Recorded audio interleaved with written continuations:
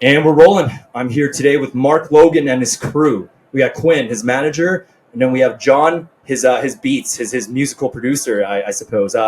For people who don't know who Mark Logan is, I will have all of his show note, all his information in the show notes there. But Mark's a musician. He's an ex-pro hockey player.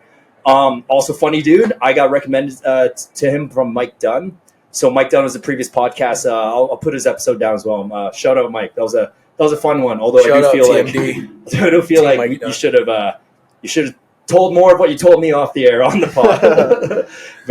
but Mark recently performed at Trolley 5. So how'd that go? Man, it was unbelievable. I love that spot. Great local spot, obviously. It was like a good balance of like intimate but energetic. Like we actually had the place pretty full. I don't know the final ticket count, but there was, I think, over 200 people there on the main floor only. Yeah. So as you can see right here, I'm still drinking Trolley 5. I'm still repping to the death lager. But yeah, it was a great time. The boys can touch on that a little bit more if they want to while I take a quick swig. Yeah. These guys all, it's literally out of like a Four Brothers movie or something with Mark Wahlberg. These guys are literally went to high school together. You guys are all Calgarians. Yeah, and then from there they Mark took the musical route, and then I was just chatting with them off before we filmed the pod here. But Quinn took up the managing role, I guess, because he's the adult of the group. I take it, and then 100%. That's pretty good. I mean, look at his outfit. This guy looks like a dad already. Yeah, went with the collared shirt today. Are you wearing New Balances actually? Those are Air Max. Okay. Nikes. Okay. I definitely am them. Yeah. Oh, are you? That's hilarious. Hey guys, tell me your origin story then. Like, dive more into that, because like a lot of people, these boys are all in their late 20s. Don't want to give away too much of their age, but like a lot of people, they after high school they don't keep in touch, let alone go into projects together and follow through and stick together. Like you guys must have like a serious bond then. I take it. Yeah. Maybe 100%. We'll go around because I know you'll take the longest. Yeah. Well, you want to start, or you want me to start this off? I can start. Go ahead, please. You can wrap it up. I'm excited. Yeah, I'll see what you missed. I can go here. Go for it. So we have known each other for about 15 years now, which is pretty crazy to think. We all started going to school together in junior high. These two were a little bit before that, but we all kind of came together through sports and school. And we've really honestly grown up. What sports did you guys all play together? We played hockey. Okay. We played football. We played soccer, track and field, golf. I don't know. There's not a lot we haven't done together at this point. What I will say is Bozz is an unbelievable golfer, and he would mop all of us. All of us. Is John? No, yeah. Bozz. Okay. Yeah. We should clarify this that. guy played at the Shaw Charity Classic this year. Okay. And on the first hole, this guy eagled on the first hole. Like, he had like 40 people watching him. Man, I can't even swing the club if there's a cart girl in a 100-meter radius. This guy's 40 people watching him in his backswing. We got CTV, we got Global there filming. Boom. Dials the drive, dials the approach.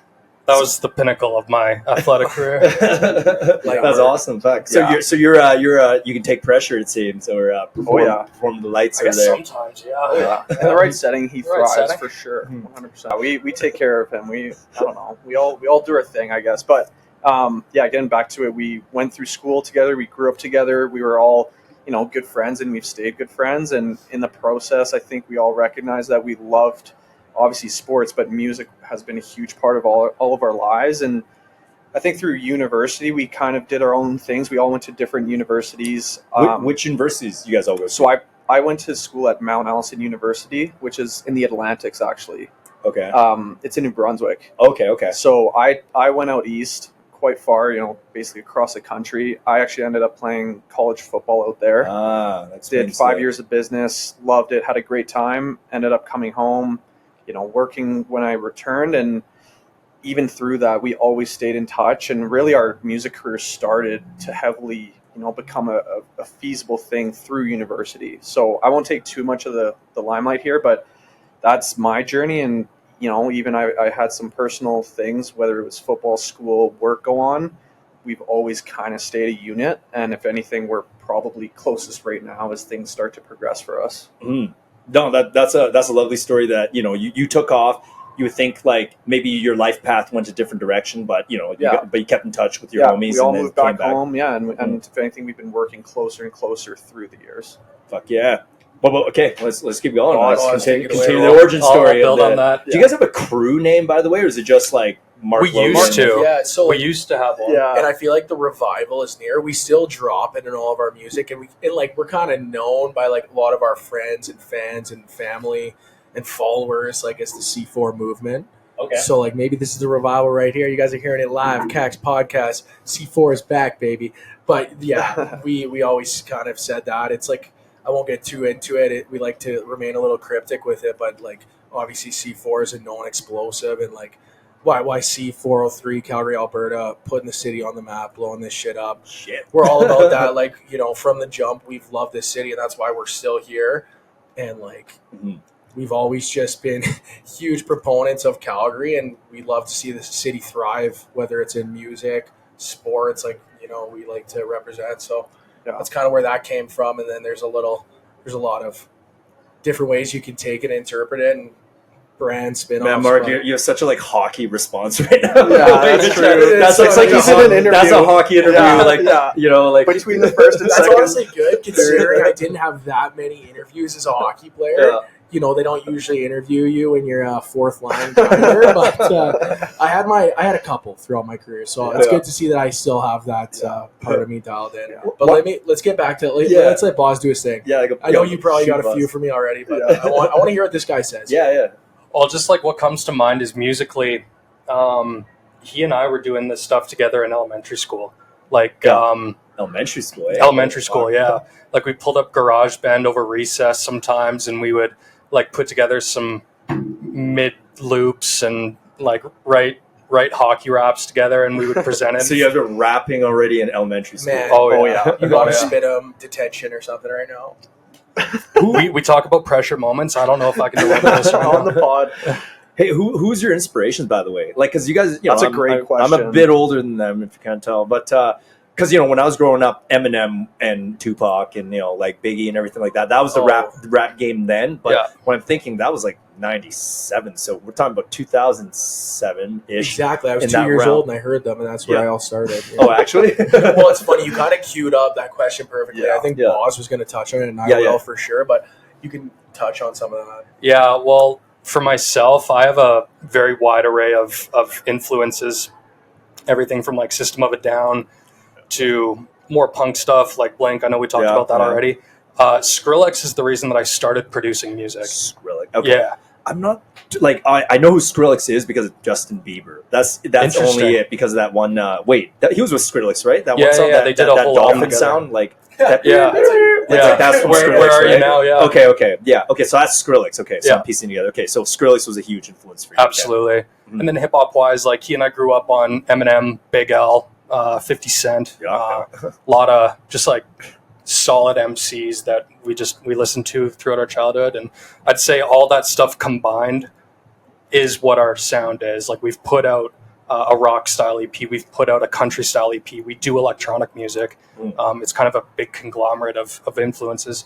So you're not just one genre then, Mark, hey? Like you're a little bit of it predicates off rap, but it's literally it's a whole new thing, basically. You got it. Like the main core is rap and hip hop, but we like to experiment. And like John said, like Bozz, I don't really call him John, but like Bozz said, Bozz.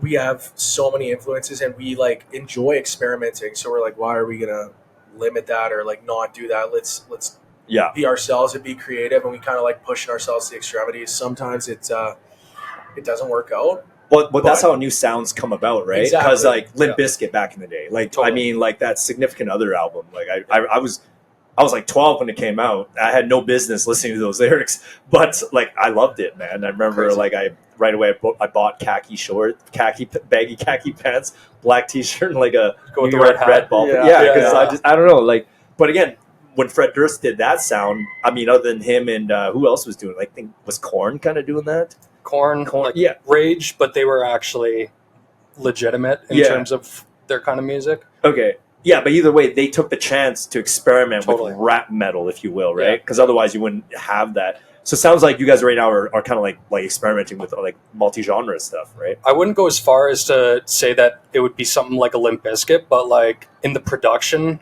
and the way that he writes some of the hooks, yeah, we definitely like to experiment with sounds and kind of push the envelope a little bit. So Mark, you write all your own lyrics? Yes, sir. Okay, and then Bozz produces the beats, like the sound. Okay, so man, like take me through that creative process. Like, how do you, when you're writing your lyrics, you don't have a sound in mind yet? So you can do it both ways. You can do lyrics first or beat first. Yeah. Typically, in my experience, and from what I understand, most artists, the beat comes first. Yeah. Because the music is what kind of gives you that first sense of feeling or theme, right? Like when you hear music, you know right off the bat how it makes you feel. And at the end of the day, that's why you listen to music. So for me, like even coming from a place of writing and lyricism predominantly, because I never learned how to play any instruments. I'm self-taught singer. I'm mostly a rapper. But like I understand now through trial and error that, hey, like how the music sounds and how it moves you.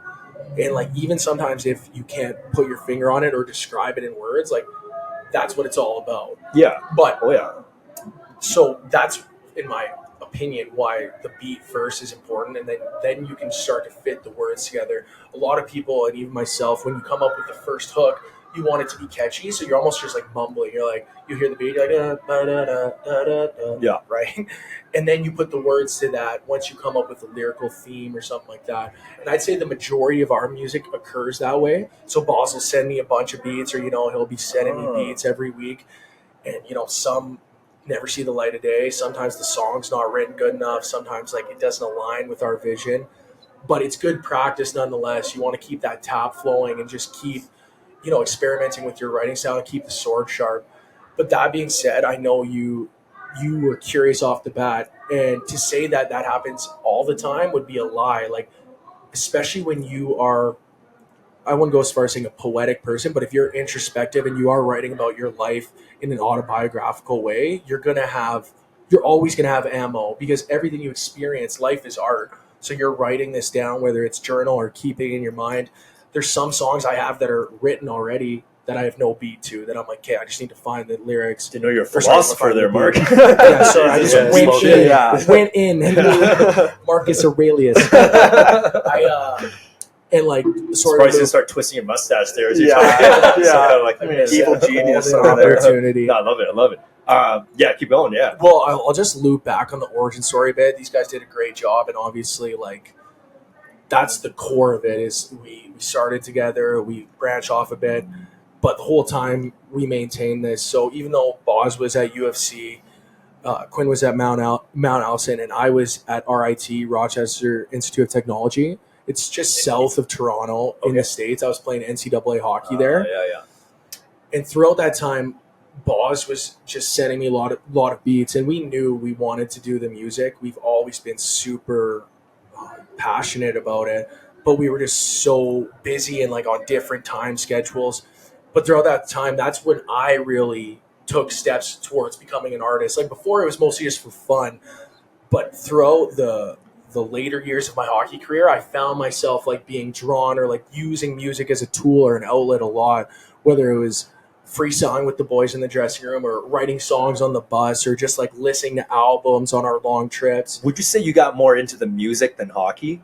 Yeah, that's basically what happened. And it didn't happen overnight, because at first, music was just fun for me and all this stuff was happening, but I just found myself more curious about this, like listening to more artists, trying to use my skills and like build them. And then eventually got to the point where, as much as I love hockey, like hockey and music are similar in the sense that they're both so competitive, and you need to be fully invested if you actually want to keep going and keep pursuing these things. And for me, it's like, I just felt like I lost a bit of that initial ambition I had with hockey, whether, and there's no excuse or anything, but like I was in and out of the lineup. Like I know I'm making jokes about it now, but like at the time, it does, like, it takes a toll on you mentally. Like you're putting your heart and soul into this, and if you're not playing at the end of the day, it's easy to lose that passion. And I still love hockey, and I look back on it fondly, and like we're still really invested in the hockey community and stuff. But I knew I was at a point where I'm like, okay, I still had confidence in my abilities, but I wasn't naive in the fact that like I know what it takes to like if I want to keep advancing. Like I'm not in a great position, so to even weed out the rest of the competition and to make it to the next level, I need to really dedicate myself. And I feel like at that point, the music had already taken such a big turn where I'm like, man, this is something I need to do. This is my purpose. I'm a bit curious. Say music was never there. Do you think you could have like elevated your hockey skills to like NHL level caliber? Yeah, and it's like it's easy to say that, like, because you just sound like you weren't all in on hockey. That was the problem. Well, in a way, you know, or you were as all in as you thought you could be, but your passion was leaning towards music. I was all in on hockey for the majority of my life, and then I feel like my like work ethic kind of took a bit of a hit when I was out of the lineup for a couple like years, pretty much. Yeah. And to me, like looking back, that was one of my regrets. I'm like, hey, you should always like work hard no matter what. And it's easy in hindsight, but like, I know I say this, I feel like I could have still advanced in hockey, but it would have taken more will to work and more like intrinsic motivation, not just to prove people wrong. I think you need both those things. Like you need the external motivators, and competition's great, but it's like if you know like you're not putting in everything you can, it's kind of like hard to justify to continue pursuing that, you know? Whoa. I don't know if that answers your question perfectly. I don't want to come out and just say like, yeah, man, I could have been in the show, because like that just sounds not believable at all. Yeah. It's like, why don't you just go make all those millies then? Nah, man, we want to take the hard way, grinding up the hard way. But seriously, like, you know, I say that's a joke, but it's like, it was a decision. At the end of the day, to answer your question, it was a decision to stop pursuing that life and to do something new and follow like my gut feeling. So I only asked that because you kind of nailed it there. You said that, you know, deep down inside you didn't try as hard when you didn't think you're going to get the ice time, right? Yeah. And then you start segueing into music, and that's kind of like what I've noticed with everything in life. It's like obviously the more you put into something, the more you're going to get out of it. But if like there's tiers in life, right? It's like if you're going to put everything you got into something, but someone else who's like literally more talented, more better, more suited, they're going to have to, they already have more of it done by trying even less. So you have to start like taking a look at, is this a, what's that term called? Diminishing returns. Exactly. Are you getting diminishing returns in putting your body through all that and this and that? If you know, like realistically, you're not going to, make it to the show and have longevity in the show, you know, and then you probably made you probably analyzed your scenario, because like I can tell everyone here is hard working. You know, you don't just keep these fucking huge quads from not working hard. Quadzilla. You know? I thought the dinosaurs were extinct. Yeah. So it's like everyone here has work ethic, but you obviously weighed it out, and then you're like, hey, you know, you're like more than likely not going to be dominant in the show, whatever. So music might be the second way, and then you just went there. Plus, it sounds like you're having more fun doing music. Well, anyway. Something we always talk about, and like even in my hockey career, like my coach talked about stuff, is like enjoying the process and loving the process. Like, yeah, you need to have goals and have an outcome, but for me, I didn't want to just play hockey to prove like I could do it, or like if I wasn't waking up excited and like ready to do it every day and like giving my all. Yeah. And like I kind of had like a high baseline for that, because like my whole life was around hockey, so like I was always super excited. And then when I kind of lost that excitement, I was just like, you know, it's like what you said. It's like I don't want to, like, the truth is, and everyone knows it, like hockey is such a competitive sport that like it's cutthroat, and it's like if you want to make it to the next level or keep advancing through teams, like it's not going to happen overnight, like, you know. And for me, where I was at my career, it's like it would have taken a number of years, and like it's easy to like use your imagination, be like, yeah, like it's fun and it's possible, but like it's impossible to say. And at that point, like you said, like I had other things distracting me, or like other places I was using my energy, and like music just felt like it was the natural progression. Like, and I don't want to get too like spiritual with everything, but it's like maybe all this was meant to happen for a reason. Like maybe clinging on to hockey and stuff was just like a resistance, you know? Yeah. So like I didn't want to approach it from an ego standpoint or anything like that. And like ultimately, I just think maybe I was ready for a change given all of these events that had transpired. It's like, you definitely have more personality than most hockey players. You know, just off the jump. You know, Quinn, like, so wait, where'd you go for football? Like, you said you played at the university was Mount Allison University. Mount Allison. Okay, like what? Did you have like football aspirations then, or was it? Yeah, definitely. Yeah, Okay. I mean, So you kind of know what he feels then. I mean, yeah, I can definitely relate. Unfortunately, I would say I had a similar college experience where I think we were both pretty promising players in our sports, and we had some really good years. And then whether it was injuries or just not showing up when your number was called, kind of battling a mountain that you made bigger than it was, sort of thing. I had an absolute blast, as Mark had RIT. I had a great time. Had 5 great years. We went to 4 championships and won 2. We had some great years, but similar thing, you come to a fork in the road and you're on the upswing with one thing and you're kind of on the downswing with another. And, it's kind of part of growing up. You just have to make a decision, and, you can only be an athlete for so long. Your body only holds up, and mentally it's really challenging, especially when injuries come in. I had a major injury in my 5th year, and what was that it? was a dislocated elbow. Oh shit! Yeah, it was rough. Left elbow. Left elbow. Okay. Yeah, it's not bad, but anyway, it mentally. Couldn't tell you had injury from those guns you're rocking. Yeah, I don't know. This is broken. I'm like, yeah, seems pretty I still to me should have from seen this it angle. before. Yeah, safety's on. No, I still love to train, but with that, being a football player is tough. It's a tough sport. Making it to the next level, as we discussed, is not an easy thing. And I went to a smaller school, so it was, you didn't stand out maybe the same. And either way, great 5 years, unbelievable experience. Came back home, and we've been chipping away at this ever since. Bozz, did you play any sports in UFC or like? No. I went to U of C and I studied geology. And I was still playing sports like in high school with these guys, but honestly, at that point, I was starting to take producing a lot more seriously. Like that's kind of where I got my producing chops, was almost every day, just in high school. At that point, I was just taking it a little bit more seriously, but I was still one of the boys, just hanging out and participating. But I certainly wasn't a college level athlete, sadly. Okay. Hey, so right now, do you guys make a full-time living off of this right now, or do you guys have other jobs right now to sustain yourself? Honestly, the way it's trending and like the way we're doing, like we're ready to, you kind of got to allocate as much time and energy you can to separate yourself from the competition. And like, we have other stuff going on, but like the thing is we're trying to minimize the gap between having to do anything else, because like, in just the last few months, like we've really just put a lot of energy into shows and stuff like that, and the production of our most recent EP and songs. So just making that balance as quick as possible, because at the end of the day, you know what it's like, especially with starting a place like this. You need to. It's 24/7, like all the time. Mm-hmm.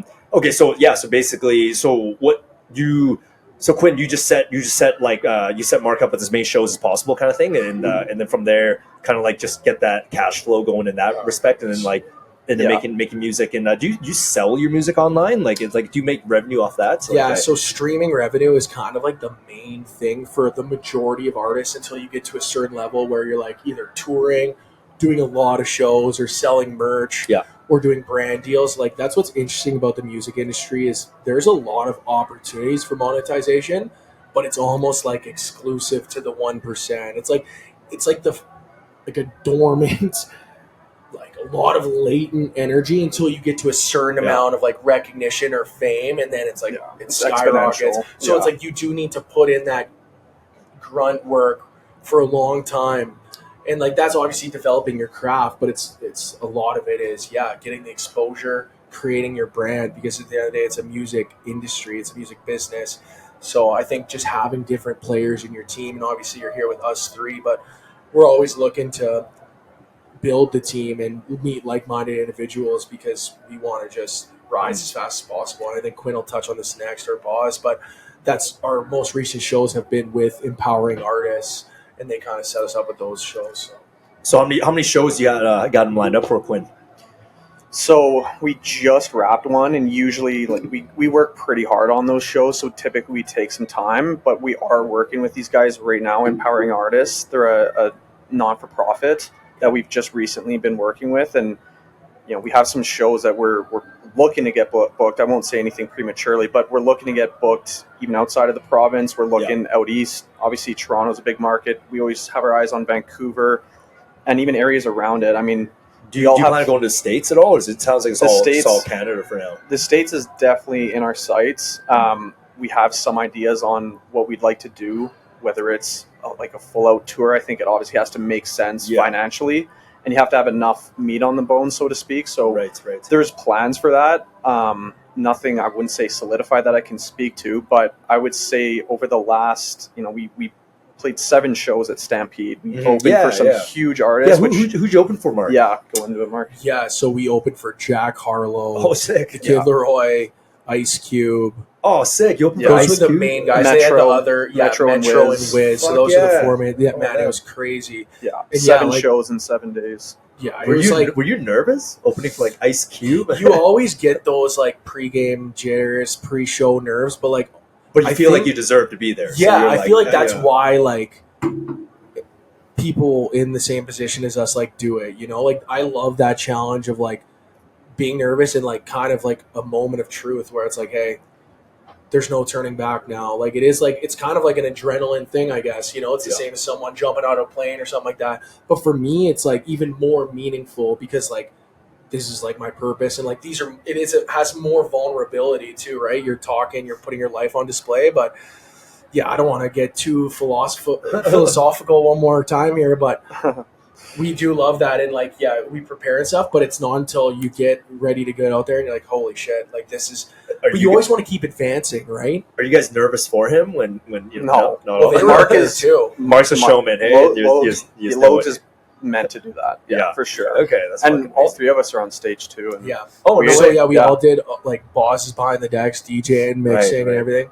And then Q comes on and he's a hype man. He kind of fills in some bars for me, and we make some skits and stuff. You'll have to come out to the next show. Maybe we'll rip a pod there. Yeah, but we like to try and for us.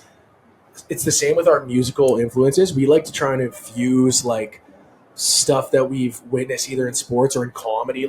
Bozz is huge into comedy, and we like to add skits and do something that's novel or unique at our shows, just so it's memorable. And at the end of the day, we have our skills on the music side of things, but I'm not Adele, and we're not going out there to maybe put on the master class of singing and live instrumentation because we don't have that. So we're yo, what can we do? What is it about us that we can make these people remember? And a lot of times it's just being kind of goofy and doing some crazy shit. Well, I saw on the Instagram your little your Austin Matthews hockey bit thing that. You're Austin Matthews, and then guys Matthew, and you're well, I forget what you're there's it's just one guy. There's one guy, yeah. I ran away. I was hey, this guy's hilarious. It's so I caught a bit of that. No, I definitely feel I didn't do myself justice by diving more into your music before this, but no, for sure I'll be listening into all that. No, man, just props for all that. Right off the jump when Mike said you're a funny guy, I went and looked for the funny bits, and I was hey, this guy can obviously act as well, and because to me, the first impression I had was this is a Letterkenny guy. He's a real life Letterkenny character. That's pretty good. And then so I was sitting there just I want to get on there. I want to get on the Shoresy. That's funny. Dude, you're a character on Shoresy. Yeah, there you go. Yeah. Man, that's high praise for Mikey Dunn. Mikey Dunn, huge beauty. I'm glad I can make him laugh. That guy, he's tough as nails. Did you guys get down here on the mat and get a couple wrestling reps in? No, but it's a funny story because Mike's one of his proteges. His name is Justin Bazler, who went on to become. He fought in Hard Knocks Fighting at bantamweight or featherweight. But my last practice in MMA was Justin Bazler dumping me on my head for fucking a dozen times under a minute, and then I was 34 at the time, and I was that's a wrap. That's it for me. I'm just training now for health and fitness. And because up to that point, I never took a pro fight, but I still always fancied I could do well in it because I trained martial arts my whole life. But because of that guy, and then Justin, shout out Justin Bazler, dumping me I just knew the amount of work, kind of what you realized. I was the gap just closed right there. I had a full-time job. I had brains. We're thinking about opening this place already, and And I just kind of was like, hey, that's the end of that. And then when I met Mike, because Mike was actually a patron of Cass's at a bar he used to bartend at. And then once Mike and I talked, and he brought up Justin Bazara, that's when I was like, hey, PTSD. So you're the guy that traded the guy that dumped me on my head. So I gotta take it out on you. No, man, like that's no small feat in itself, though. Like I know you're talking to us about this, but like that's an honorable sport, and it's like people don't understand how difficult it is. Like I know you guys are huge UFC MMA fans. Are you guys MMA fans too? 100%. Yeah, but the thing is, like, yeah. People, like, I think they overlook the wrestling component too much. It's like anyone will tell you that is the most, the tiring, most casuals. Well, casuals. Yeah. Who don't understand. Not like, not people who know the sport, but like, because like people see the big knockout punches and all that stuff, but it's like, man, when you're actually like using all your strength, all your core strength, all your cardio the whole time, it's like, man, that's different level of athleticism. And just discipline. I mean, like, unless Khabib's taking EPO, like his wrestling style alone, like that's a guy who puts in those hours to acclimate every part of his body to be able to be doing takedown, getting back up for like 25 minutes, which is like almost inhuman without performance enhancing drugs. But he did that, wrestling is absolutely the main key, I think. Like it's like the glue. Yeah, it's a glue. It literally is. I mean, like even jiu-jitsu, well, you got to get to the ground first to do your jiu-jitsu. Otherwise, you look ridiculous. You're just laying on your back first. Like if you're in a bar fight, you're not going to be like, "Bro, let's go." Like laying on your back. Just pull guard. Yeah. But it's like, man, guys like that, like Khabib and stuff, it's like I just find it, obviously people consider him one of the GOATs, and like given his record he is, but this guy has literally lived this his whole life. It's like some like Tiger Woods stuff. It's like, he has been immersed in this sport. He was his whole life. Built for it's that. Like to think you can beat someone when they have that many hours on you, like they're thinking about it. It's like same as like Eminem. It's like all this guy did his whole life was think about raps, write raps. It's like the gap is too high. Are you an MGK fan? Well, honestly, we all were huge MGK fans, and I will say I still am in the sense that, like, I admire that he was able to pivot and still be successful in a different genre. Like, it says a lot. Not many people could say that, but we grew up on his rap stuff. Like, General Admission, unbelievable. Like, Black Flag, like, all that early stuff where he was rapping. Yeah. And it's like, but you have to give him props for being able to pivot. And he's an amazing live performer. We saw him at Stampede. We actually were front row at his... it's his post after party. Yeah. It was nuts. And this guy, I will tell you this, because that doesn't pertain to me or any of my demons, but this guy, it's not going to be a surprise. He was the most high person I've ever witnessed face to face. This guy walked into the after party, and like I'm like, dude, he's not performing. Like he couldn't even like walk. His eyes were closed, and he's a big dude. He's just like kind of like he's skinny though. He's like slumping around. And then I remember he grabs a Welch's fruit snack, and I'm like, well, we'll see if that does the trick. As soon as they put the mic in this guy's hand, like, it's the same shit. He's done this 1,000 times. It was like, it was over. Bro, you've never heard somebody with so much energy. He was like, and he just lacerated everything. It's like, his energy was off the charts. That's just, natural talent. Just like, autopilot. Yeah. Oh, it was complete autopilot. So what do you have to do to get hyped up to perform, because... Do you just turn on like a lot of push-ups in the parking lot lately? Just get a backstage. What was I had a record like at Cowboys. 77. I think I ended up getting 79. It was unfair. You did 79 push-ups straight to get fucking like amped up. Yeah, and then like the Cowboys guy like walks by and he's like, "What the fuck are you guys doing?" Yeah, like, we're performing here in a second. He's like, actually, okay, well, you can't sit in here. I watched a comedian on our comedy night here the other day too. Yeah, he came in all like, you can tell he was tired from a long day, and then like he's just like, hey, where am I on the list? They're like, hey, you're up in like 3 more bits. It says 15 minutes, and he was just literally doing a workout, and then he like got in there and then just killed it. But then afterwards he went back to like it was kind of funny because I was like, because it appeared like, hey, that's the way you are all the time, But no, he was like, no, I had a long day. I worked all day. I drove up from Lethbridge, blah, blah. This is how I get, like, slip into the zone, as he says, to do his performance or whatever. And, like, right? obviously, like, get the blood pumping and stuff. It's good. But, like, a lot of those people, whether it's preparation and they've done it before and they do just kind of slip into that, like, state. Yeah. Or it's just like, man, I'm a believer that when you're doing something you're passionate about and you're, like, in that flow state, like, your energy kind of it either increases or remains consistent. And like you've seen it before, like everyone's been through it at some point in their life. It's like if something needs to be done, or if you're in the midst of like doing what you believe is your purpose or your passion, like there's nothing else to think about. It's like a mom lifting a car off a baby. Like it's Yeah. like where that's like It's Super very Saiyan strength come from. If you guys Yeah. watch Dragon Yeah. Ball. So like I do think you want to maximize that, and like it's not always to that degree, but like anyone who has been in a situation that is high pressure, like they find super meaningful, I think you do like zone in a little bit. Okay, and we're back. A little break there. Mark, sorry, you normally have a watch on, and actually, Bozz, you're gonna appreciate this. So I have this nice like liege watch that I've grown quite fond of. But yesterday, this drunk dude came by while I was walking outside, and then he ended up, I don't know, he's kind of lifting me off. I'm not gonna lie, I was a little bit sauced up myself. So, and we ended up just doing jujitsu right there out in the concrete. Seriously? Like Oh, a straight random up. Yeah, he was random. Yeah, I don't know him, but I'm just saying like the chirping went on for a while before we just kind of like threw down with like kind of like Anchorman with like no punches to the face. touching of the hair. Did he know what he was doing, or did you put him No, in a he had no blender? idea what he was doing. So I literally just I even started on my back, but it's on the concrete, and like I was in like I don't know, I just locked up his left leg, and then I flipped him over, but then he kind of flipped me over, but he didn't do that with technique. It was just pure fluke. Sure. So then I ended up on my back again, and then he's kind of like, "Ooh, I would ground and pound you here," and I'm sitting there like, "You don't think I could punch from the bottom, fool?" Like, so I go up and slapped him in his face, and then he like, he did this weird like fishy movement, jerking thing, and it took my watch. My watch went flying. Oh shit! So now my watch is no longer there. Where is RIP it? Liege. God. What? Where is it?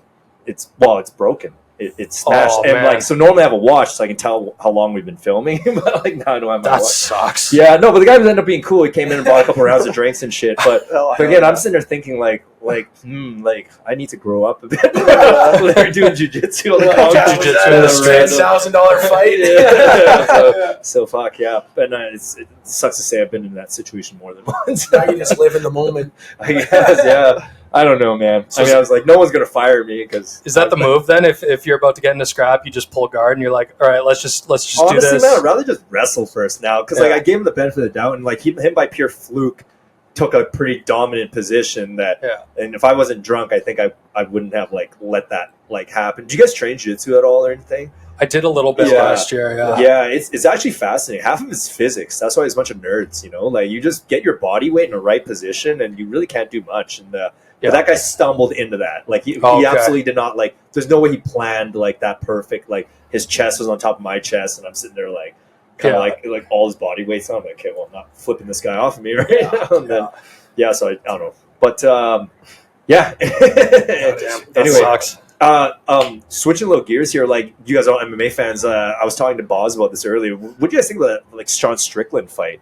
That Like, was did anyone wild. see that coming? Oh, Like, So we all watched it together, Yeah, and I will say that like when we watched it, we were all thinking, is he having an off night here? is he injured? Yeah, like what's going on? And obviously the whole drunk driving thing just came out. It sounds like a few weeks before the fight. What happened with that? Sorry, I was partially in the loop of that. He had a DUI in the week of the fight. Yeah.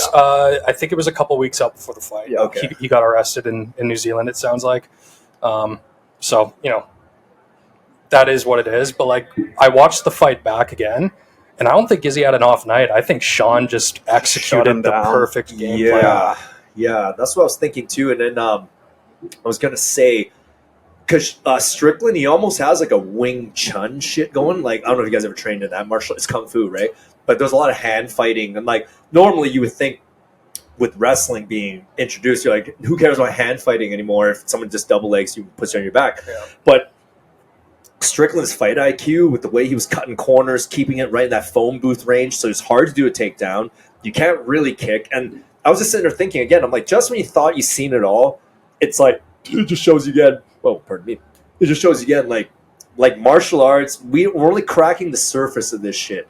The UFC's been around since 1993. Prior to that, everyone did their own individual martial arts. And even hockey fighting now, you're seeing people do a Superman punch. Yeah, I think I saw. And when you think about it, like when you put your skate and dig into the ice, you're going to get some serious momentum for a Superman punch. Yeah. Oh, by the way, is that like in hockey fighting? Is that like a no? Like are you supposed to just agree to jerseying each other, just like going shot for shot? Like, are you allowed to like do a Superman punch? I mean, what's actually the rules for that shit? There's really no like written rules, but it's like I feel like you just got to use your judgment. Like at the end of the day, you are on ice with skates and stuff. There's a certain amount of respect and stuff that goes into it. It's like you're not gonna obviously step on somebody or like once they're down and they kind of the refs come in, but most guys it's just the end of the fight like that. Yeah. But to your point, like I feel like we will see more like if fighting remains in the game, which personally I believe it should, as long as it's under the rules and controlled properly. But you will see more like variations and like even one of like you probably know Mike Malott. He's a Canadian UFC. Mike Malott. Yeah, Mike. Why is that name proper Mike? He fought at in Vancouver. Yeah, the Vancouver card. So I played with his brother Jeff Malott, and he's in the Jets system, Winnipeg Jets, and like even in the summer and stuff, he trains with his brother and he goes to his UFC fights and stuff. So it's like Jeff isn't like a fighter, but he can fight. And it's like I think like just stuff like that, like guys. There is like overlap. Like I think they will learn from that, especially in hockey. I think every part of the game is evolving. Yeah, like guys are in such good shape. They train all year round, the speed, the agility, and it's like same thing with fighters. Even though it is more of a limited role, it's like that just means you have to be better at your job and like more proficient. And man, you got to applaud these guys. Like it's next level. Like going out there. It is a bit different, right? Well, they're evolving it, man. Like I mean, again, like you a lot of people don't realize. Bozz, did you watch the Joe Rogan podcast with Strickland? Yeah. So I didn't know he's missing a piece of his quad from a motorcycle accident. That's why he doesn't have that traditional fight stance. It's because he can't bend over. Yeah. And I was like, so this guy, not only did he just beat Izzy Adesanya, he also can't actually like squat properly. And so he had to adjust to a new style. And then again, it made me think like everyone needs to be humble all the time because, like the human body, we're just cracking the surface of its movement potential and angles and mental capacity. I mean, even the mind games. When he walked into Australia, he just was dissing him so hard in the weirdest ways. And usually it's Izzy like doing the same kind of trash talk. It's kind of similar to when Conor McGregor like ripped into Khabib and then. I don't know, like I'm starting to realize mental warfare is like extremely important because if Izzy wasn't like mind fucked, I don't think he would give Shawn that range to fight in that phone booth, right? Because he was circle out because he didn't even circle, he just got engaged in this like what's he gonna do? He's literally fighting me like he's doing a half Philly shell from boxing, right? Without the boxing gloves. So then he just cornered him, but then he fell for it, and then so right there I'm like, okay, so you got beat in the mind, really, exactly more than you got beat like, off. I think like the mental warfare has like ripple effects because obviously like these guys are all tough guys and like man to man they're fine, but like you need to think about like what happens with whatever they say. It's all going out to the media, whatever they do, and like their fans will take it, they'll take it. So that's why it's like I think, with what Shawn said about like Izzy and his dog and all this stuff, it's maybe it doesn't upset him in the moment and stuff. He thinks it's fine, but it's like all of that stuff is just clouding and noise and stuff. It's like you're trying to focus on a fight, but you're just a super famous athlete. You're one of the best athletes in the world. It's like everywhere you turn, there's tabloids, there's newspapers, there's stuff online about you. And I think that's the mental warfare that even if you don't want to admit it affects you, it's like, it is just tiring you out or just making you second guess of how to approach the fight. Yeah. And especially like for someone like Izzy, like, usually like he's so composed and he's very strategic and he's surgical in his performance, but maybe he just like lacked that because like he probably did have some anger and some emotion and some thoughts in his head, but that's not an excuse. It's like, man, at the end of the day, like everyone is dealing with something.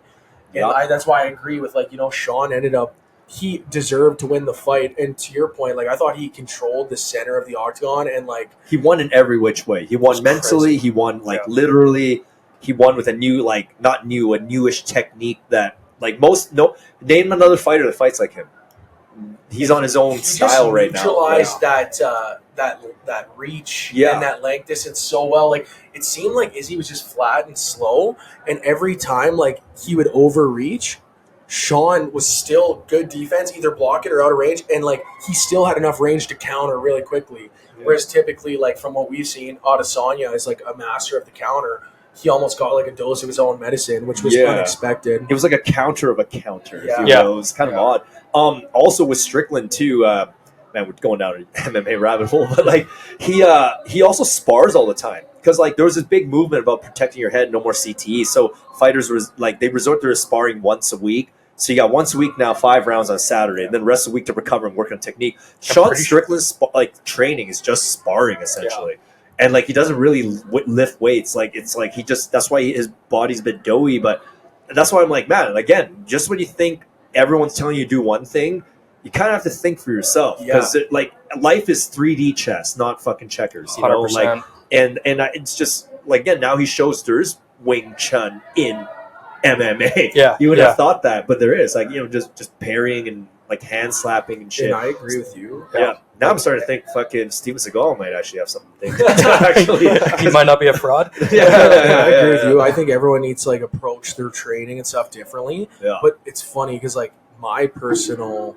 opinion is like those guys are all so proficient in the fundamentals, and that doesn't mean you should overlook the fundamentals, but like you see that same tactic has worked in other sports such as like golf and tennis, where it's like actually the people that are like playing more matches, they're getting that like in-game experience. Yeah, it's like it's like at the end of the day, you're training for a fight. So if you fight more, you'll be better. Like yes, you need to the little stuff. They feel like he's not preserving his health, right? But then Eric Nixick, his coach, is saying he actually doesn't get hit that much because he spars so much. Yeah, it might be working in his favor at this point. Because Max Holloway doesn't spar at all. I was literally about to say so that. I'm like, that's so weird. Just again shows takes a beating every fight. That's the thing. Yeah, that guy's got a chin. Yeah. Holy fuck, does he take a beating? Yeah. Hey, I was gonna ask you. You got me on a golf thing for a second here. I don't golf anymore. I will pick it back up. I just don't have time to get good at it. I do like it, but okay, in golf, it essentially is mental warfare, right? Like that whole game is like if you just psych the other guy out, like because it's a concentration sport, right? So that's so like if you don't want to be a dick, you just gotta like with Tiger Woods, you just gotta keep making fun of his like divorces and like infidelity, and, and like. It's like, oh, how like don't you would wake think. up the bees. And that's true. But like, there's not shit talking in golf. I know that's the thing. But I'm like, that whole game it could change off shit talking. Man, bring that into the mix. I'm surprised it's not more prevalent. Yeah, and I mean, you see some guys like Brooks Koepka, who was like a world number 1 at one point, phenomenal golfer. He's done it a little bit, but I think with golf, I think it's really just a mental battle with yourself. Yeah. I think you're really just competing with yourself. Because, I mean, it's not really like I know people used to talk about like Phil Mickelson against Tiger Woods because they were the two best at the time. But I don't think Phil was ever thinking about Tiger, and I don't think Tiger was ever thinking about Phil. But that's what I'm saying. Like, what if hockey's fuck me. What if golf ended up you get some Jake Paul motherfucker coming in now, and his entire game is just psyching out the other guy. Yeah, quite literally. Though, man, I think then the game's going to change, right? Yeah, the culture of the game, it is kind of an old man's club, and like, and like I love golf, and like there's obviously aspects of it that are so respectable, and that's one of the things is like the culture is very like polite and proper, and like they don't really tolerate that kind of behavior. Yeah. But it's interesting because lots of sports, and like tennis is kind of like that too, but like. But there's always a little amount of but why not? You'd think someone would push it to that limit because it's like it is a benefit. And it's like it's like if I can take them off their game, because competition. Look, maybe there's more than the public knows. Maybe behind closed doors, a lot of stuff's going on. You're right. Well, it must be. It must be. But I'm just saying, as far as what the public is privy to, it's like why are we like competition's competition? Because if we really wanted to just gauge actual competition off of physiology, then the bigger jack guy will win every time at every sport and everything, right? It's like again, life's 3D. You want to be able to mind fuck people and like, but at the same time, I'm a hypocrite for saying it because I like when Conor McGregor does it. I like when Floyd Mayweather does it. I like when I even like when Shawn Avery did it in hockey. I mean, he was a bit of a pest. Yeah. But, I like Brad Marchand sometimes the way he does it. There's right? something about guys in the NHL. Falling in love with my sloppy seconds. Anyway, enjoy the game tonight. I love Calgary. Anyways, enjoy the game tonight. Jeez. That's a great quote. Jesus Christ, yeah. But you were going to say someone you I was didn't gonna like? say, but I don't like it when Jake Paul does it. Something about that guy, for me, it just, I don't know what it is. There's something about his face, his eyes. I don't know. It seems like it's not from like actually a creative place. It's just from like I'm gonna copy what everyone else did and wrap it up. Purely entertaining. Yeah. Well, everything he does is just to maximize like commotion and controversy and clicks. Like But like to your point, I do think like, man, it's 3D. It's like you got to use what you have, and it's like if you know you're going up against Tiger Woods, like you're not gonna beat him. So like, yeah, I would try and like mentally. But he should do the same. Tiger Woods should do. He probably does. He should have like a Larry Bird, Magic Johnson, Muhammad Ali mentality, where it's like I'm the greatest. Like like what are you gonna do? All those guys would do it. Like imagine like Michael Jordan. Like people don't talk about this guy was unbelievable at trash talking. It's like he was literally the complete package: defense, offense, dribbles, training off season, and then mind fucking you, right? It's like because at the end of the day, like all competition is stemming from essentially our human nature for war. Yeah. And when it comes to war, what's that old quote? Like all's fair in love and war, right? Yeah. Like it's like that should be it. I just feel like I don't know. Maybe I want to rant here. I'm not saying I want to see Tiger Woods start acting like Jake Paul, but I'm just saying he also doesn't need to as much because he's. I mean, well, now he. Can you imagine? Like since he hasn't won in a while, he comes out, he just changes his whole style. He's like, "What's up, fuckers?" Actually, nice putting, idiot. Dude, if he had that persona, I think he would be like he would just triple his net worth overnight. Oh yeah, because everyone would be like, "Tiger said what?" That would be some Jake Paul stuff. Yeah. But Jake Paul's like he's nowhere near he's not a good boxer. No. When he finally boxed Tommy Fury, he lost. Like You don't think he's good though? He's okay, but if you get him against actual boxers, like you watch his angles, his head movement, his timing, his actual endurance per se. Like when he fought Nate, I mean, like Nate fought like shit, but Nate's also almost 40 years old, and also like it's been revealed now Nate had a severe like nerve injury. Well, that's why his left chest was atrophying. If you look closely, his left chest is like because he's been fighting forever. So Nate went to that like not injured, but that's as good as his body's going to get at 40 being natural. And you got Jake Paul, who is probably on the sauce. Why wouldn't he? Everything he does is kind of conny. I do like his big robot though. I do like his big robot. That's pretty cool. But just he's okay, Mark. Like he's like, but he's not Logan. Sorry. He's okay. Like I've been watching combat sports for a while, and like you put him against Canelo, he'll get killed. Like Canelo will kill him if he wants. Oh yeah. Yeah, he's nowhere near Canelo. I mean, it just shows again. He boxed Tommy Fury and he lost, right? And even if it's an off night, that's why I'm like this whole thing about. Sorry, I'm on a rant now, but like this whole Jake Paul thing, it's like that's not boxing, guys. No. If you want to watch actual boxing, watch actual boxers. Okay, like Jake Paul is he's. Don't get me wrong, he can fuck me up, but that's not. It's like you're glorifying. Instead of NHL hockey, you're watching high school hockey, but just a guy who's really popular. Now you're like that's the pinnacle of the game to the layman. You're like, no, that's not like you still need to respect parts of it, but you need to understand the full picture and what's at work here. And that's the thing. It's like he's respectable in the sense that like he didn't come from that background and he developed these skills and he made a lot of money off it and made these events.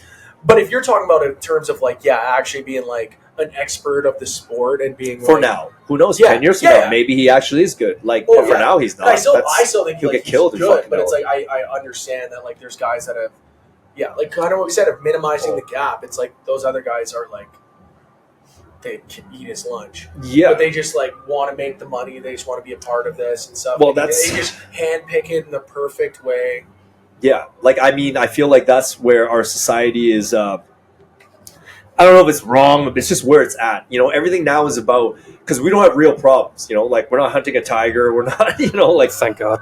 Yeah, like we have it so good now that like that is the next conflict for our soul to bring out its inner potential. It's like this kind of like weird attention grabbing game that's predicated off of like ego and I don't know. I feel like it's ultimately not good.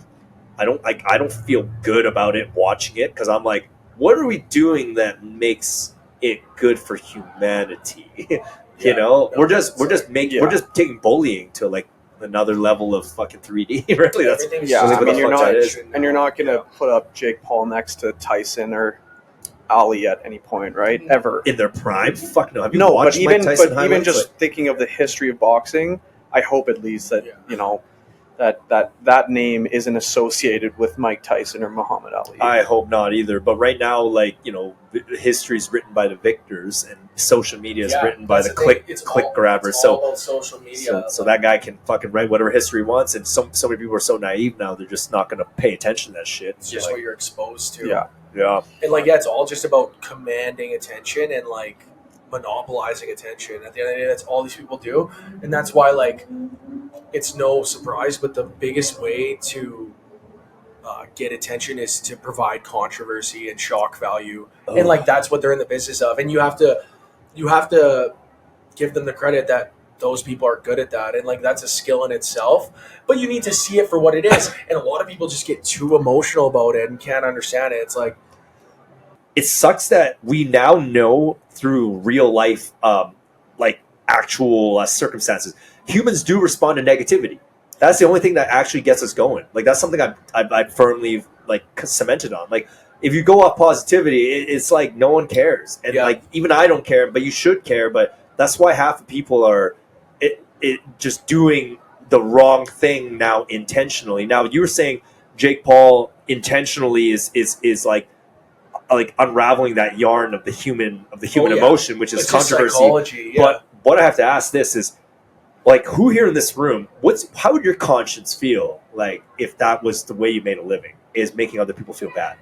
Well, that's the thing. That's why I don't have like a massive amount of respect for people who manipulate that part of psychology and like neuroscience, really.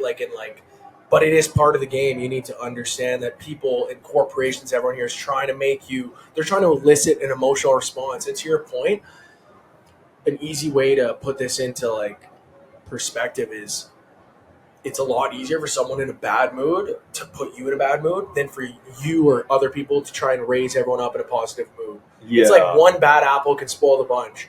Yeah. Whereas like, and it's unfortunate it is that way, but that's just what makes like being around positive people and having a good circle like that much more meaningful.